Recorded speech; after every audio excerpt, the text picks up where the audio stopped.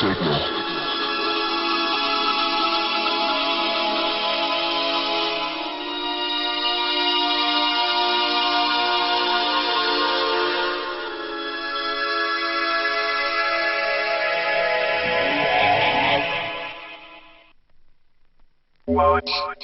this space.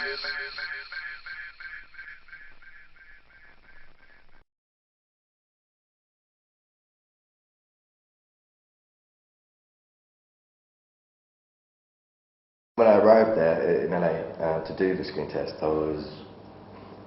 got very, very nervous from that point in, and I ballsed up the audition really badly as far as I was concerned.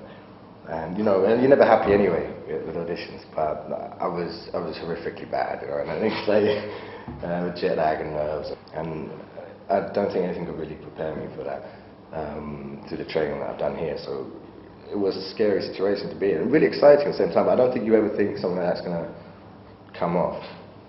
It's a shot in the dark, really.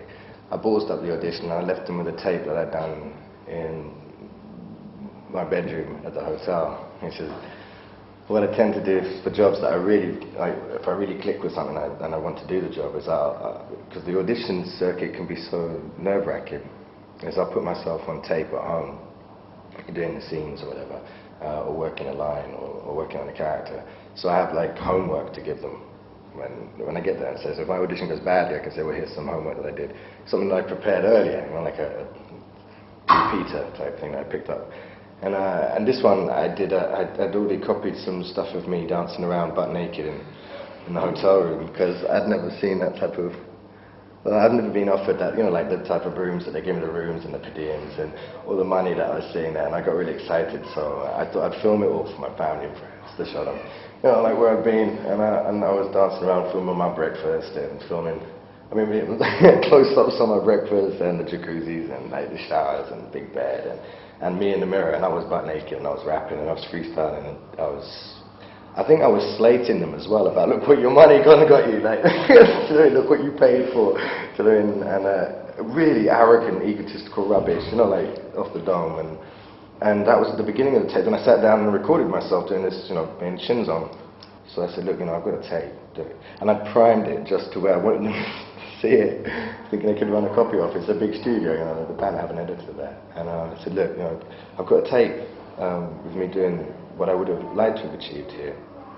And Stu goes, well, fine, we'll copy it. So I said, well, it's primed to run straight off, if you edit it now. And they were like, well, Glenn, can you get us an editor just to run this sort of copy off? Anyway, he came back and said, there's no editors there, so we're going to have to take the whole camera and the whole tape and everything. Do you mind? I was like, And that was the moment where it's like, no, you can't have the tape, because it's got me on it butt naked, or you can have the tape and see if I get the job. So I gave them the whole camera, and that was it. I didn't think I'd ever see him again, and I did.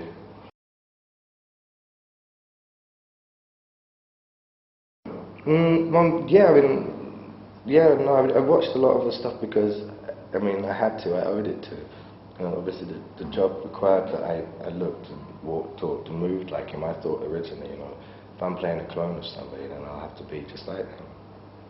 But that's the point of the story, is that, they're not like each other in any way, shape or form, which is very freeing. But initially my first port of call would be to watch everything he does, get close to him, as if it was like a private detective or something trying to chase this guy down.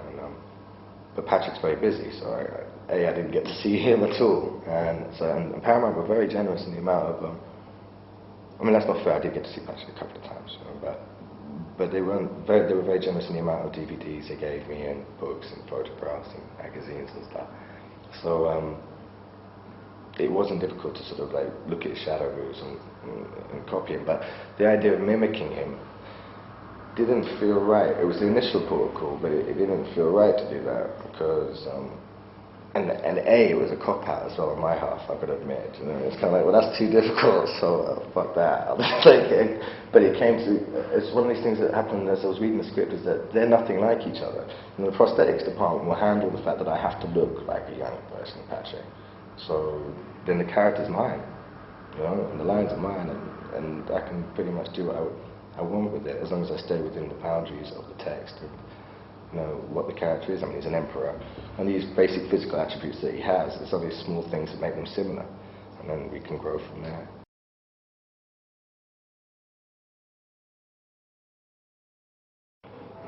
You get to various costume fittings before you go on a film set in it, but you really don't have much of a say as to, like, you know, your comfort zone necessarily. Really, I mean, you're still going to end up with something that's like sticking in your back or like squeezing your testicles. It's like, which that suit did, you know, which did help actually, because I was like militant, like about it. It was uncomfortable. Like, took two men in a crowbar to get me into that suit.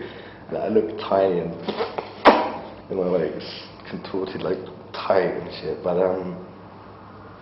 it definitely helped, yeah, and it looked wicked, and Bob Ring was such a wicked designer. He did Batman in the end, June, and X-Men costumes. They all looked wicked. You knew it was going to look good, and it just felt like a little Nazi, really. It was a terrible thing to say, but it did look like that whole Napoleonic cross, you know, fascist, horrible little shit, really, but brilliant, like cockroachy and stuff. So yeah, absolutely added to the attitude.